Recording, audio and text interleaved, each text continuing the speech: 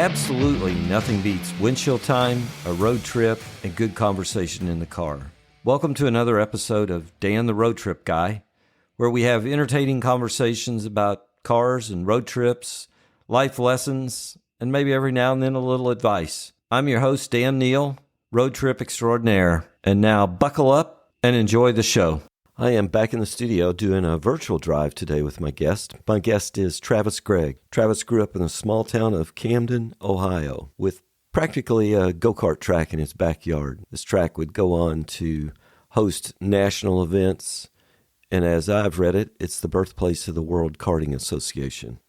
Travis moved into what we call Indy Next today, this Indy Lights series in 2004. In his second season, he won 3 races and finished third in the points. Like any racer, his goal was to make it to the Indy 500. And if you know anything about racing Indy cars, you know it involves money, and a lot of it. Travis is still involved in motor racing today. He serves as a spotter for some of the leading names in IndyCar racing. After racing, Travis would work in the family business in Camden, Ohio, alongside his father. And then he made a move to the banking world, and today he is a mortgage banker. I really believe you're going to enjoy this conversation as we talk about growing up a small town, racing cars, and then moving on to banking. So welcome to the show, Travis. Thank you for having me. It's a pleasure to have you here. I know I don't know that we've ever met in person, but we've seen you race, and we've been to your family's kart track. Feel like I know you a little bit. Yeah, your name's very familiar. I'm sure I've seen your son Henry race around the track a time or two as well. We'll take since you're a former racer, still a racer, of course, take a warm-up lap and just tell my listeners, take a couple minutes, who is Travis Gregg? My name's Travis Gregg, of course. Right now I live in Douglas, Michigan. I have a beautiful wife, Anna, 2 kids, Asher's 11 and Elise is 8. And we'll talk about this later, but they're getting into go-karts. That'll be fun to do with them.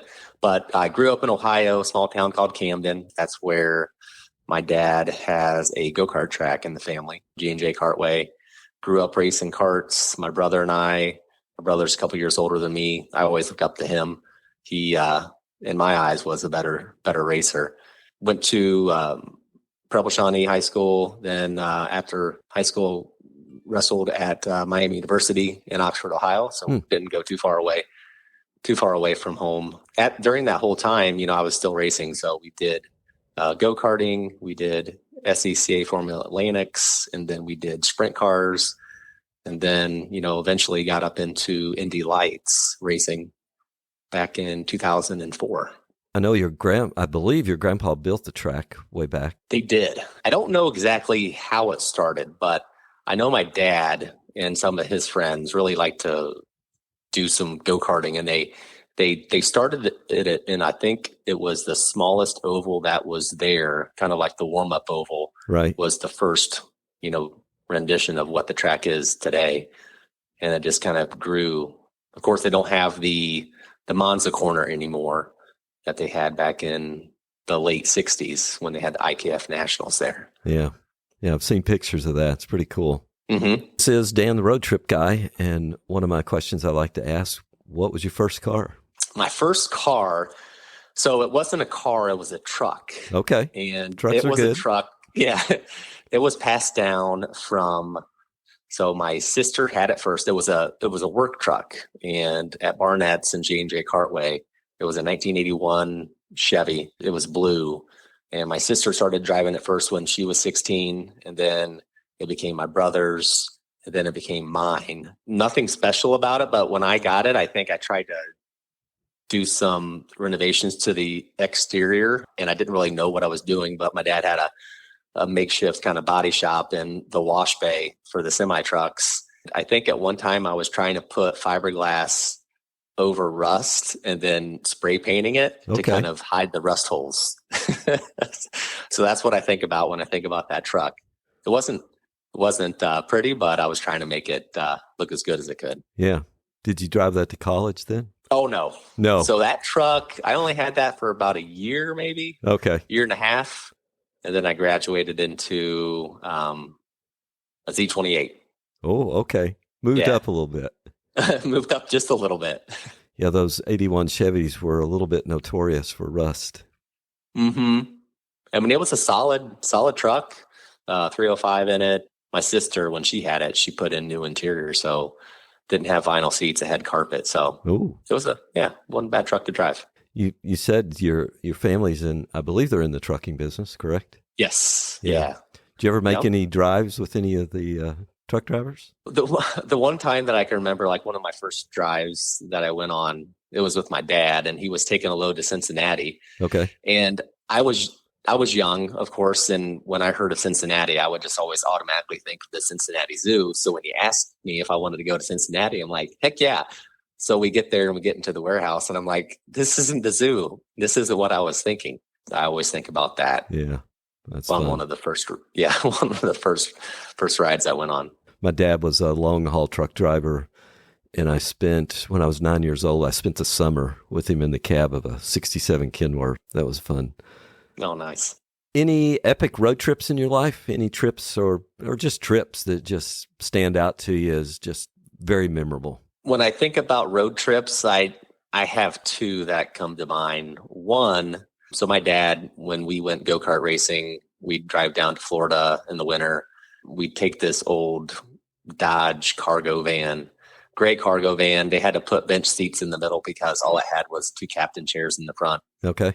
There weren't any windows on the right side unless you were sitting in the passenger side. So they put in a big window on the left, right behind the driver's door. When we were sitting on the bench seat, we could sit out and see or see. But I can't remember where we were going. We were going on either Jacksonville or somewhere warm.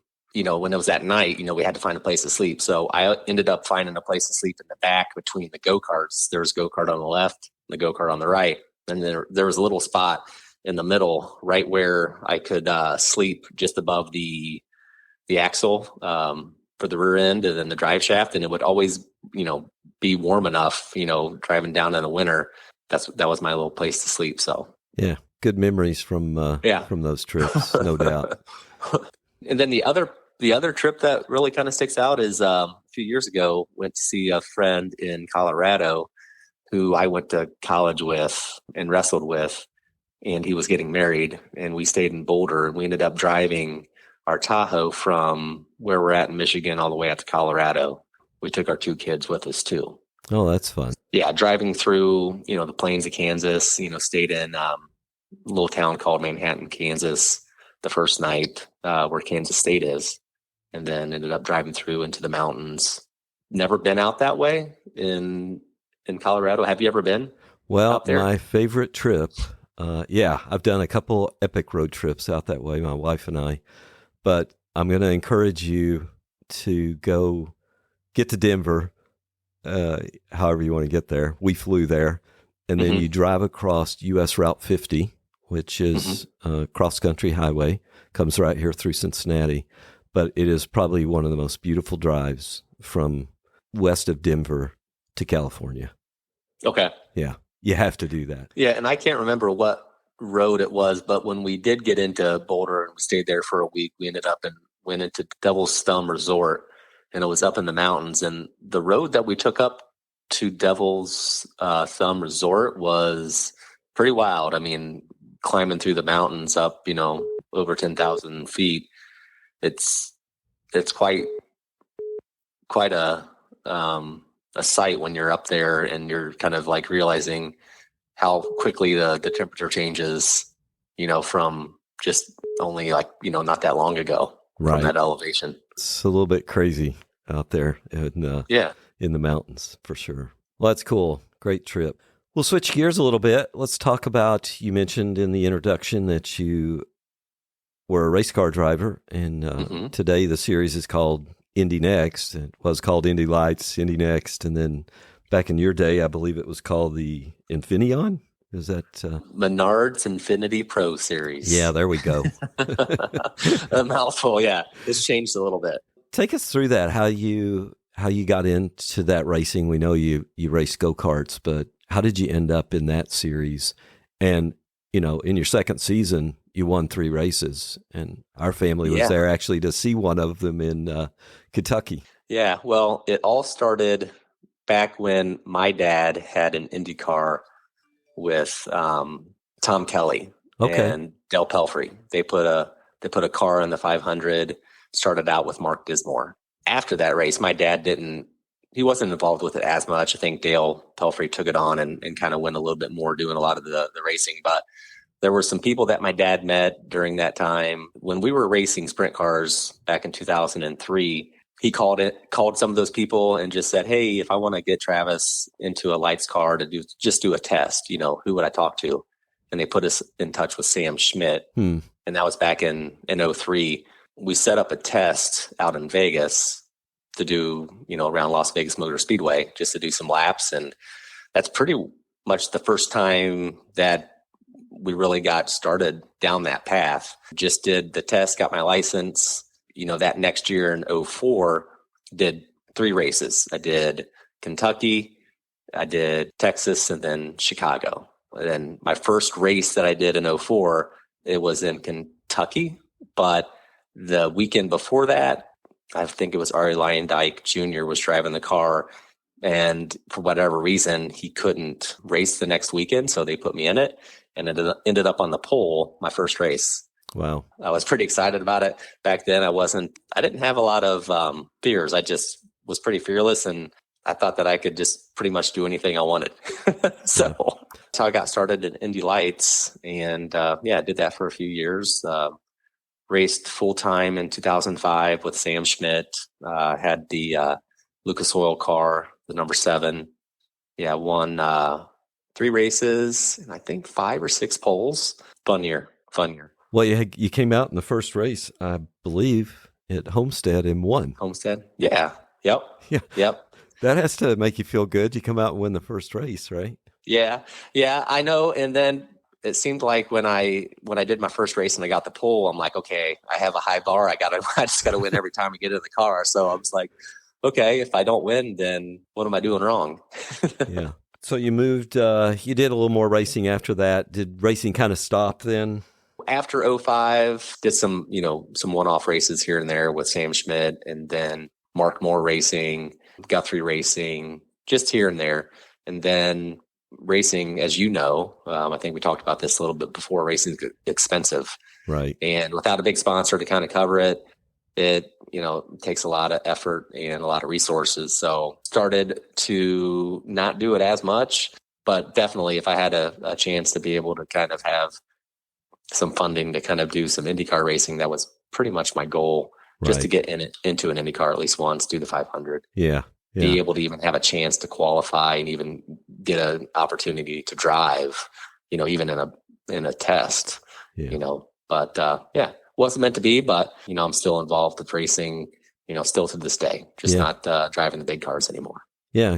Are you still a spotter? I am. I don't do it full time. Last year I did it this past summer, I did it for Kyle Larson. Okay. I'll probably do it again for him next year. I heard he committed to doing it again with McLaren.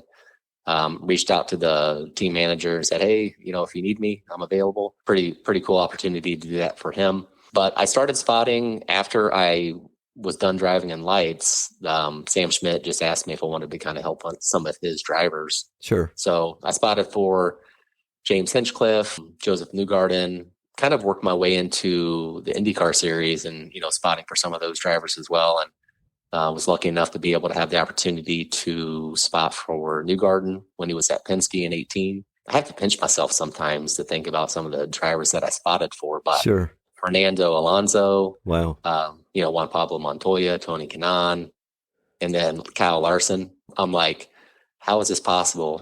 Some guy from Camden, Ohio has this big responsibility to be a spotter for these guys. Yeah. And one of the biggest races of the year, nonetheless. Yeah. And I have a lot of listeners who are not race fans. I've always thought the spotter has an extremely stressful job. Yeah. You have to be pretty focused on what you're doing. Yeah. You have to relay the right message at the right time, or, you could potentially cause an issue where the driver, doesn't know somebody's coming up behind them and potentially crashes. Absolutely. Do you spot on road courses also? There are a few teams that do have road course spotters. Not a lot. They'll do it like at the end of one of the straightaways, Okay. just to let if somebody's coming in on the inside, under braking, Sure. to let them know they're there. But I mean, nowadays, especially if you're on the road course, drivers kind of know what's behind them. They got their mirrors. It's not like it is on an oval where you could have, the closing rates are so fast on an oval. Right. So that's what makes it really important to be able to have, some eyes from above. Sure. Well, thanks for that little education on spotting. Yeah, no problem. Yeah. You're the first guy I've had that's a spotter, so that's cool. Okay. So now you've moved on from racing and you're in the mortgage business. Uh-huh. Yeah. What took you there? Was there one particular thing, or you just like, okay, I got to go to work? Yeah. Well, I was working at Barnett. Barnett's is my father's trucking company, still operates it to this day. It's where, it's on the same property where the go-kart track is. Right. Worked in the office as a dispatcher and kind of it was a small family company. Sure. But just doing a little bit of everything. So my dad's, older than me. And at that time, I'm like looking towards the future and, wanting to try to automate some few things with the company and make it a little bit more, user friendly as far as being able to manage. In our discussion, my dad didn't want to give up, a lot of responsibility. He's kind of the guy that he works 24/7, 7 days a week still. It was a good time for me to kind of really just step out and kind of, find some different opportunities right. of other things to do. So through some family friends, they put me in touch with one of the sales managers at Huntington Bank to be a mortgage lender. And I didn't know anything about mortgage lending. I couldn't tell you the difference between FHA or conventional financing. It wasn't really the mortgage that I was looking for. It was looking for the opportunity of being able to be in sales and help people be able to run a business in the way that I could run it and help the people the way that I wanted to help them. So it was almost like doing it as your own business, even though it wasn't, but you were able to kind of operate it the way that you wanted to. And I really liked that. And the more you worked, the harder you worked, the more you could make. And I really liked that aspect of it as well. Well, that's great. It's kind of a weird market out there right now, I guess. It's different. Yeah, but just today, I was, putting in a couple of refinances, which is nice. Yes. The Fed, dropped interest rates by 50 basis points. It didn't really change rates too much from the mortgage side because everybody was expecting it. It's definitely a step in the right direction, considering, we were up in the 8% range, right? Not too long ago. So we're getting some more inventory. Things are, I think, picking up and heading in the right direction. So let me ask you this. What's on your bucket list in life? Bucket list in life? Well, to keep it along the whole road trip theme. Yes. My wife and I have talked about this often. We want to get an RV, while our kids are still young, and be able to do a cross-country trip. Asher and Elise, they're 11 and 8. I know once we get into high school and college, it's not going to be as easy to kind of do a trip like that. Take an RV, go out west, hit up the national parks, probably even stop into Las Vegas to see my friend Sam Schmidt out there. Okay. But yeah, just being able to park wherever we wanted to for the night, kind of have our own little destination wherever we want to make it. That would be a fun trip. I interviewed somebody. Have you ever done like trips like that with your family? Well, so we did some with the kids, but it was usually fly someplace. We didn't do the RV thing. Kind of regret that. So I really encourage you, do that soon. Yeah. But my wife and I we still think this is probably one of the best trips we've taken. We skipped over Kansas and the Midwest area, and we flew to Denver. We drove U.S. Route 50 to Sacramento. We spent about 3 nights in California. Then we drove up the coast, all back roads, no interstates, up to Portland, watched the IndyCar race because our son was there. Mm-hmm. Drove then over to Glacier and spent a few nights there, did the park, then down to the Tetons, and then back to Denver. Wow. And so that trip was amazing. I'd never taken 2 weeks off in my life. Mm-hmm. I'm a little like your dad, probably, or too much, but we took 2 weeks off and we put 4,400 miles on this rental car. Holy cow. Yeah. Hopefully you bought the unlimited option. Unlimited right? miles. Yeah. Brought it back. They were probably like, what? But I just encourage you. And the national parks are just great. Yeah. The rental car, like the mileage on the rental car, when we drove out to Colorado, I feel like I had a service done just before I left. And then when I got back, it was almost due for a service again. Yeah, absolutely. So coupled with that, if you could take a road trip with anyone, living or deceased, who would it be? Where would you go? And maybe you've already told me that, but tell me that anyway. Yeah, I'd probably couple it with, I really want to do a trip as a family before my kids get too old. Right. So being able to just enjoy some time with them, get them to have some experiences, at that age and see the country, in a way that you don't really get to see where we live now. Right. But we live in a great place. I can't complain. West Michigan, you got the lake, you got the dunes, beautiful area. But just being able to kind of see some of the things they're learning about in school, I think would be really cool.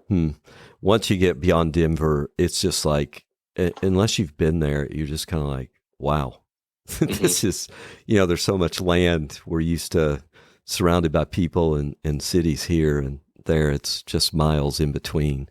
Yeah. My wife and I were on US 50. I knew about this hill because I've been on it before. And you can see from the crest of one hill to the crest of the next hill. And I thought, and it's just this straight piece of road. And I thought, I'm going to check the mileage on this time. It was 12 miles from in between one peaks. crest to the next crest. Okay. And it was just crazy. Wow. Well, Travis, this has been fun, but I do want to ask you if you could leave my listeners with a piece of advice, life advice, what would you tell them? Well, I have a lot to learn myself, as I go through life. But we all do. I was just thinking about this the other day. Glad I learned this. Had a closing issue with one of my mortgages. In the past, I probably would tend to worry about things and kind of let it really affect me without really knowing what was going to happen. So if I could give some advice, just always think positive. I think there's going to be a way to work something out before you really work yourself up and to get worried. I know that works for me. And in this situation, it helped. Instead of going down the rabbit hole of, worried about things and, getting all worked up, I just kind of say, you know what, we're going to figure this out.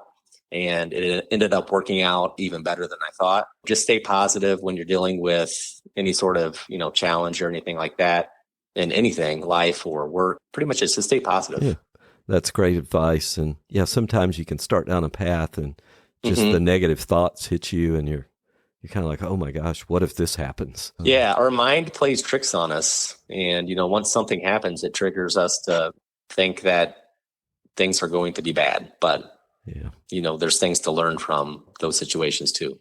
Not too much looking in the rearview mirror either, right? Exactly. That's a tough one for me when I was growing up, looking in the rearview mirror, bad race or something like that. I would always beat myself up. Right. And watching these drivers today, talking about, a bad thing, and they're like, you know what, I'm just going to, we're going to focus forward. We had that bad mistake, but, we're just going to, race next weekend and, make up for it. I'm like, man, I wish I could have been like that when I was racing. Maybe my worry or my anxiety may not have been as bad. Yeah, I would agree. I'm not a racer, and I had that same thing. Well, Travis, this has been fun. Hopefully we get to catch up in person sometime. But before we leave, leave my listeners, maybe somebody's looking for a mortgage, leave my listeners with how to find you. Absolutely. They can visit my website, which is travisgregg.com, and that's 2 G's on the end. I'm on Facebook and Instagram, and anybody's looking to get pre-approved or right now with rates getting a little bit better. Anybody that wants to refi or, do a cash out refi, I'd be glad to help. Yeah. Now, do you only work in Michigan or what? Nope. I'm licensed in 5 states. Okay. So Florida, Ohio, Indiana, Michigan, and Indiana. Okay. Great. And I hope you had fun. Yeah, I had a great time. Yeah. Thanks for thinking of me to do this. Until we meet up again, you can find me on the internet at dantheroadtripguy.com. I hope you will follow this podcast so that you don't miss any upcoming episodes, and share it with your family and friends so that they can enjoy the stories of my guests also. Until we meet again on a future episode, keep having conversations with each other and keep driving.